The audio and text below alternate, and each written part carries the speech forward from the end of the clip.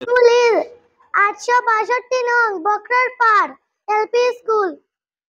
সম্মানিত আজকের এই সভার সভাপতি মহাশয়, উপস্থিত সম্মানিত অতিথিবৃন্দ, গুরুজন মণ্ডল সুধীবৃন্দ এবং আমার ভাই বোনেরা, আজকে আমাদের স্কুলে শিক্ষক দিবস পালিত হচ্ছে।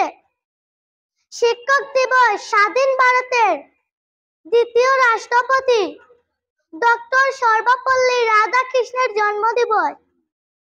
তিনি 1888 সালের 5 সেপ্টেম্বর তামিলনাড়ুর প্রত্যন্ত অঞ্চল তিরুত্তানি নামক স্থানে একটি ব্রাহ্মণ পরিবারে জন্মগ্রহণ করিয়াছিলেন। তিনি একজন বিখ্যাত পণ্ডিত, দার্শনিক এবং আদর্শ শিক্ষক ছিলেন। তিনি ভারতের প্রথম উপরাষ্ট্রপতি ও দ্বিতীয় রাষ্ট্রপতি ছিলেন। গরিবী হওয়া সত্ত্বেও তিনি প্রাথমিক ও মাধ্যমিক পরীক্ষা কৃতিত্বের সহিত গ্রামের বিদ্যালয়ে পাশ করিয়াছিলেন। তিনি স্নাতক ও স্নাতকোত্তর পরীক্ষা মাদ্রাজের খ্রিস্টিয়ান কলেজ থেকে পাশ করিয়াছিলেন। তিনি রাষ্ট্রপতি থাকাকালীন 8,000 টাকা মাসিক ভাতা পেতেন।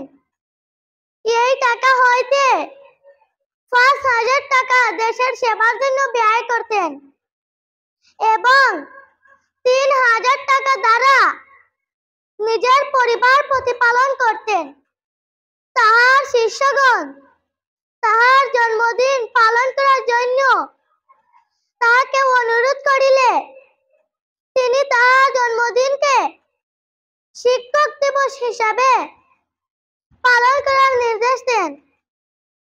তাই সেই দিন হইতে তাহার জন্মদিনকে শিক্ষক দিবস হিসাবে পালন করা হইতেছে। তিনি অনেক গ্রন্থ রচনা করিয়াছিলেন। 1954 সালে ভারত সরকার তাহাকে সর্বোচ্চ সম্মান ভারত রত্ন পুরস্কারে ভূষিত করিয়াছিলেন।